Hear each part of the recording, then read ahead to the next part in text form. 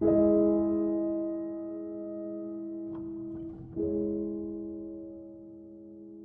you like to be the President of the United States? I really don't believe I would run it, but I would like to see somebody as the President who could do the job, and there are very capable people in this country. Why wouldn't you dedicate yourself to public service? Because I think it's a very mean life.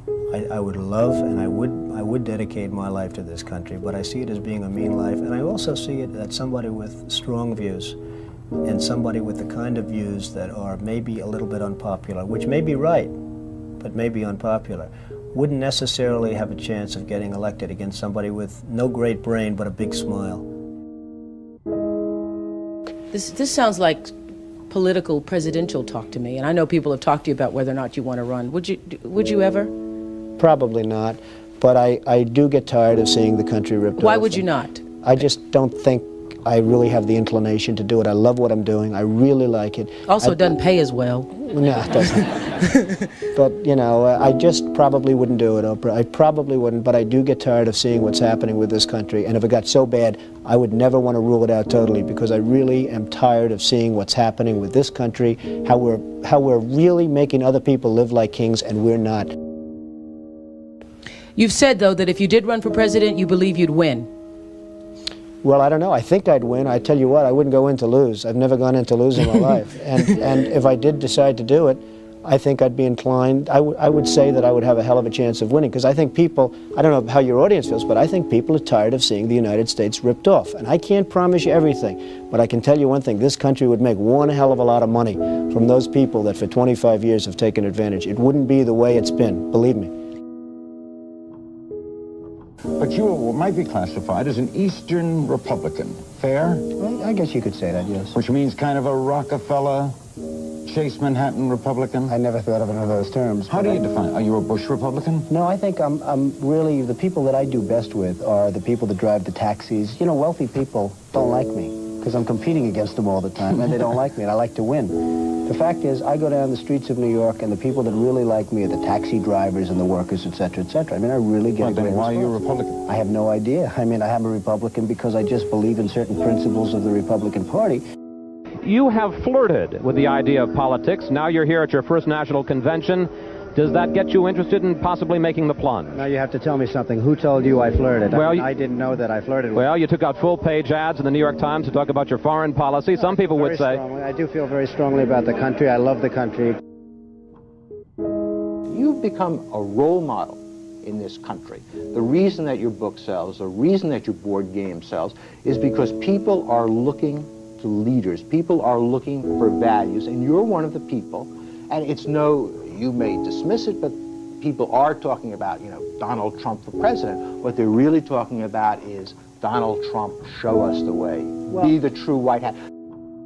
I'm, again, somebody that has a good instinct financially. I have had historically. I followed markets. I've been going the right direction, whether it's New York real estate or stocks or whatever. I know from a common sense financial standpoint that something has to burst. When a country is losing billions and billions and billions of dollars a year, and when other countries are making hundreds of billions of dollars, something is going to burst, and it's going to start here. I know it. It's a question of when. To me, it's not a question if, it's a question of when. And unless we're going to solve our problem, and the problem is caused by our allies, unless we're going to solve that problem, this country is in very, very big trouble. And I'm not talking recession kind of trouble, I'm talking depression kind of trouble. Would you really like to take over and run the country as you have run your organization? I would much prefer that somebody else do it. I just don't know if the somebody else is there. I don't know if we have the kind of advocate that you need. We need major surgery. This country needs major surgery. Are you the surgeon?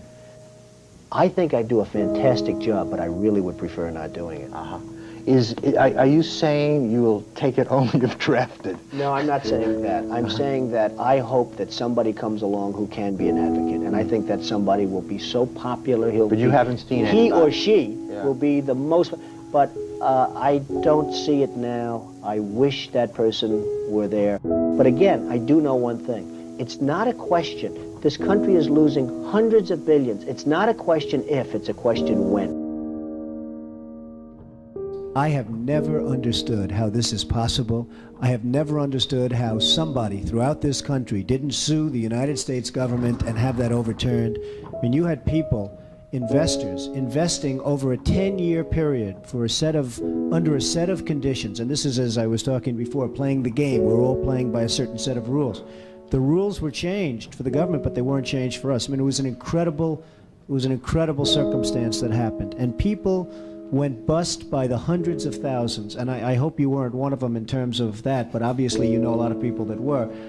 They changed the rules on taxes, and you have some incredible situations where people guaranteed personally a stream of payments to be paid over a 10-year period based on a stream of tax benefits for perhaps a very good job, like a low-income housing development. Nothing wrong with that, a very positive thing. And after 2 years, they got wiped out with the taxes, and yet they still owed all of this money. And many of these people, most of these people, had to declare bankruptcy. They couldn't pay it.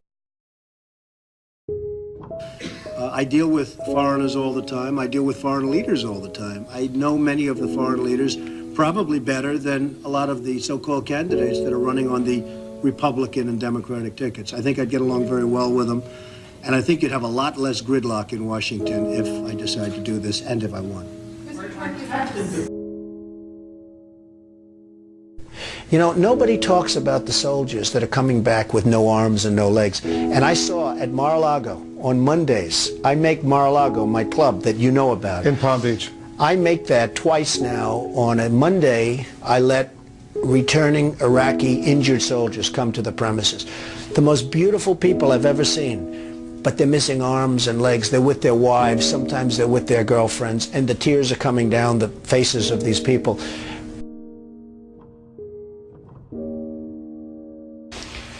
Well, I just hate what's happened to this country. We've gone to a country that's no longer respected. We're in a war that we should have never, and by the way, I'm worse than any hawk there is in terms of military and in terms of defending ourselves. But Saddam Hussein didn't knock down the World Trade Center. He had nothing to do with it.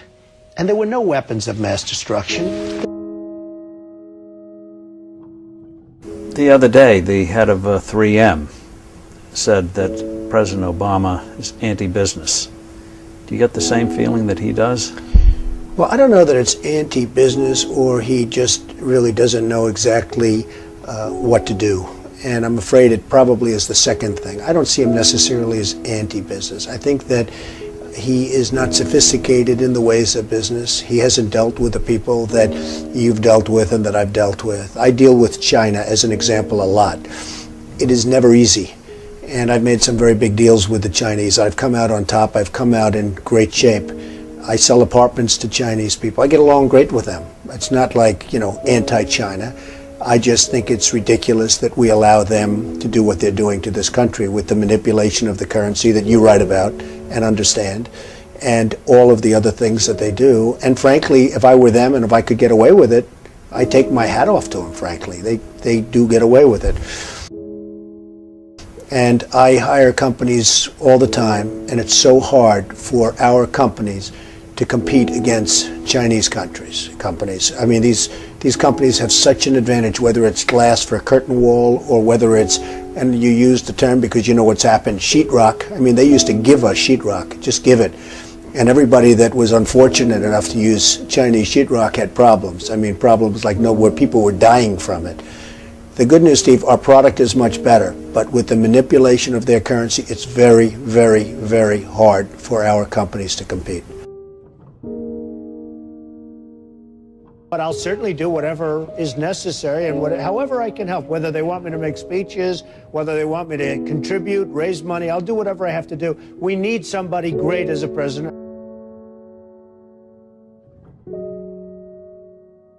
I know that you were mentioning that Aaron and I did a kind of an interesting video not that long ago in August about how things have fallen apart. But at that point, the only people who were saying it were us and you. I was saying it a long time ago. And frankly, they're talking about 50 basis points. I think you should drop it a point, a full, solid 100 basis points, and just sit back and see. And I was actually looking at somebody, a gentleman from Goldman Sachs was saying 175. So that's going to be interesting. But I think that's ultimately going to be happy. And it would be nice if Ben could get now ahead of the curve instead of always being behind the curve. He's behind the curve. Say what you want about Alan Greenspan. He was always slightly ahead of the curve. And that was always brilliant. And he had this incredible reputation. I think Ben has to get a little bit ahead of the curve. He has to do something dramatic. And I really think what he should do is surprise the hell out of everyone and do it 100. And let's see what happens. That would be big.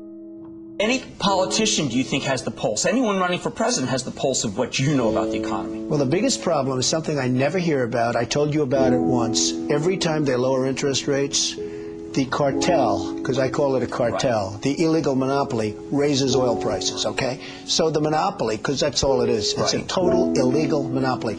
If businesses ever formed OPEC, everybody would be put in jail. Here they are, and every time a country hits oil, they're invited in to the cartel, okay? It's a disgrace. So what happens is every time interest rates go down, oil prices go up, and it's the same number. I mean, practically the same money. So they lower it, they raise it, they lower it, they raise it. Now you have oil that's close to 100, going to be over 100, and nobody in this country calls and says, get that damn oil price down. You get it down.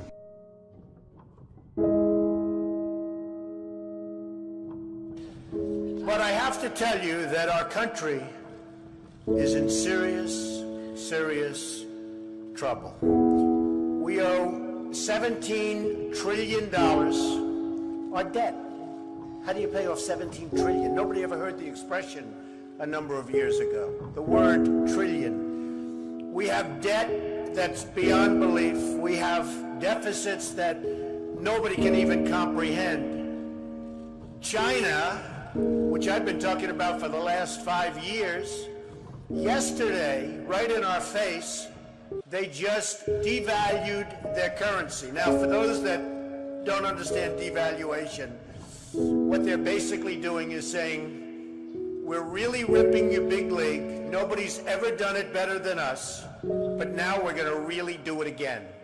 And the reason they did it, and everybody was surprised by it, was because our leadership is so weak and so pathetic that they can get away with it.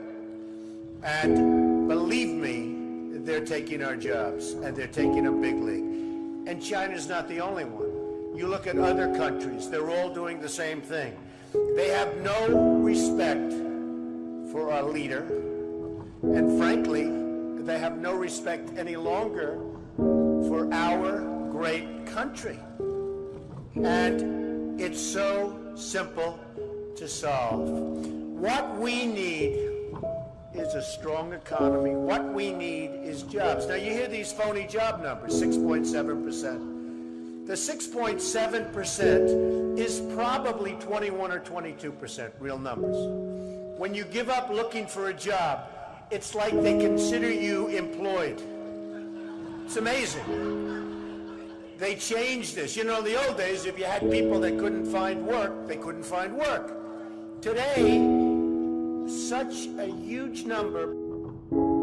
Now you look at what's going on with Afghanistan. You have Karzai that's treating our president like he doesn't even exist. So they make a deal, and I'm not advocating stay, because frankly, I want to build this country. I want to build these schools. I don't want to build a school in Afghanistan, a road going to the school, watch it get built up and then blown up 4 times, and they keep rebuilding and rebuilding, and you go to Brooklyn, New York, and you can't have schools. You go to Iowa, you can't. You go to wherever you go, and you can't have schools.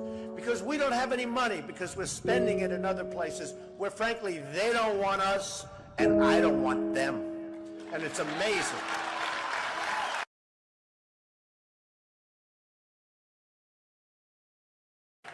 Our country is in serious trouble. We don't have victories anymore. We used to have victories, but we don't have them. When was the last time anybody saw us beating, let's say, China in a trade deal? They kill us. I beat China all the time. All the time. When did we beat Japan at anything? They send their cars over by the millions. And what do? When was the last time you saw a Chevrolet in Tokyo? It doesn't exist, folks. They beat us all the time. When do we beat Mexico at the border? They're laughing at us, at our stupidity. And now they're beating us economically. They are not our friend, believe me. But they're killing us economically. The U.S. has become a dumping ground for everybody else's problems. Thank you. It's true. Islamic terrorism is eating up large portions of the Middle East. They become rich. I'm in competition with them. They just built a hotel in Syria. Can you believe this? They built a hotel. When I have to build a hotel, I pay interest. They don't have to pay interest because they took the oil that when we left Iraq, I said we should have taken. So now ISIS has the oil. And what they don't have, Iran has. And in and I will tell you this, and I said it very strongly, years ago, I said, and I love the military, and I want to have the strongest military that we've ever had, and we need it more now than ever, but I said, don't hit Iraq, because you're going to totally destabilize the Middle East. Iran is going to take over the Middle East. Iran and somebody else will get the oil, and it turned out that Iran is now taking over Iraq. Think of it. Iran is taking over Iraq, and they're taking it over big league. We spent $2 trillion in Iraq. $2 trillion. We lost thousands of lives, thousands in Iraq. We have wounded soldiers who I love. They're great. All over the place. Thousands and thousands of wounded soldiers. And we have nothing. We can't even go there. We have nothing. And every time we give Iraq equipment, the first time a bullet goes off in the air, they leave it. Last week I read 2,300 Humvees. These are big vehicles. Were left behind for the enemy. 2,000, you would say maybe 2, maybe 4. 2,300 sophisticated vehicles they ran, and the enemy took them. You're right.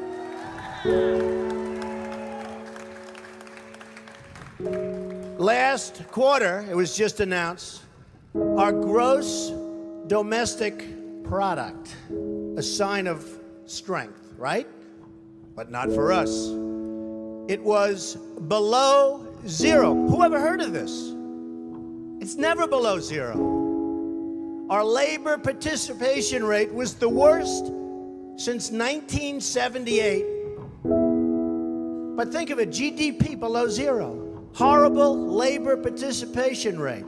And our real unemployment is anywhere from 18 to 20%. Don't believe the 5.6. Don't believe it. That's right, a lot of people up there can't get jobs. They can't get jobs because there are no jobs. Because China has our jobs and Mexico has our jobs. They all have our jobs. But the real number is anywhere from 18 to 19 and maybe even 21%. And nobody talks about it. Because it's a statistic that's full of nonsense.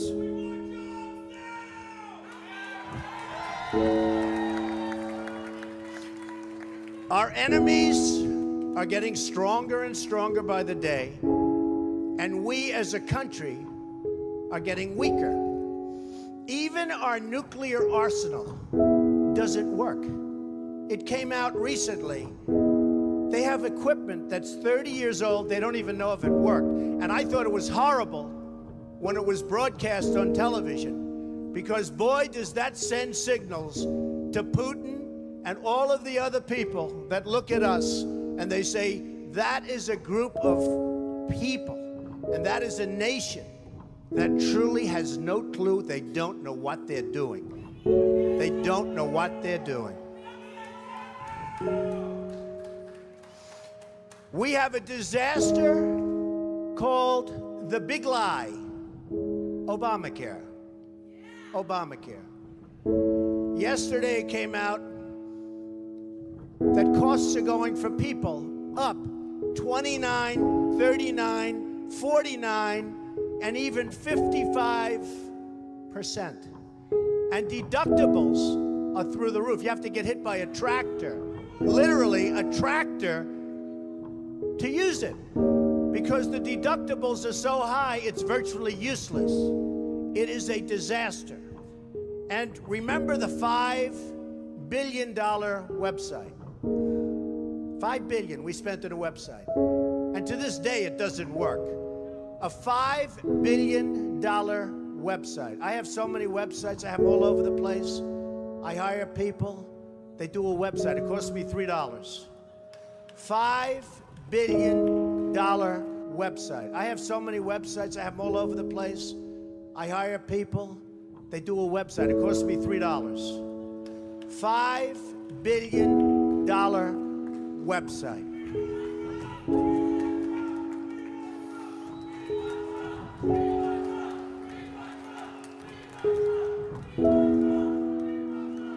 Well, you need somebody, because politicians are all talk, no action. Nothing's going to get done. They will not bring us, believe me, to the promised land.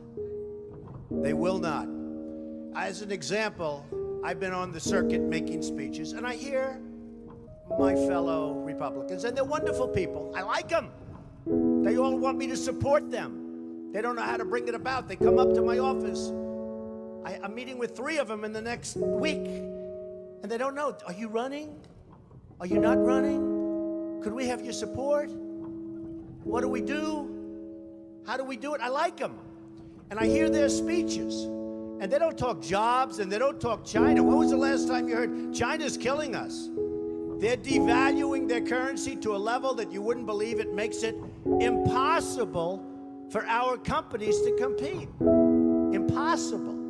They're killing us. But you don't hear that from anybody else. You don't hear it from anybody else. And I watch the speeches. Thank you. I watch the speeches of these people, and they say, the sun will rise, the moon will set, all sorts of wonderful things will happen. And people are saying, what's going on? I just want a job. Just get me a job. I don't need the rhetoric. I want a job. And that's what's happening. And it's going to get worse, because remember, Obamacare really kicks in 2016. Really big league. It is going to be amazingly destructive. Doctors are quitting. I have a friend who's a doctor, and he said to me the other day, Donald, I never saw anything like it.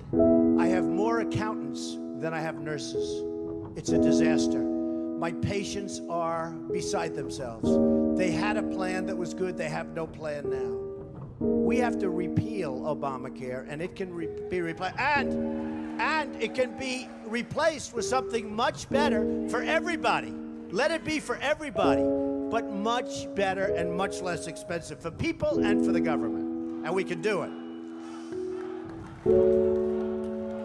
So, I've watched the politicians. I've dealt with them all my life. If you can't make a good deal with a politician, then there's something wrong with you. You're certainly not very good. And that's what we have representing us. They will never make America great again. They don't even have a chance. They're controlled fully. They're controlled fully by the lobbyists, by the donors, and by the special interests. Fully. They control them. Hey, I have lobbyists, I have to tell you. I have lobbyists that can produce anything for me. They're great. But you know what? It won't happen. It won't happen because we have to stop doing things for some people, but for this country, it's destroying our country. We have to stop, and it has to stop now. Now, our country needs a truly great leader. And we need a truly great leader now. We need a leader that wrote The Art of the Deal. We need a leader that can bring back our jobs, can bring back our manufacturing, can bring back our military, can take care of our vets. Our vets have been abandoned.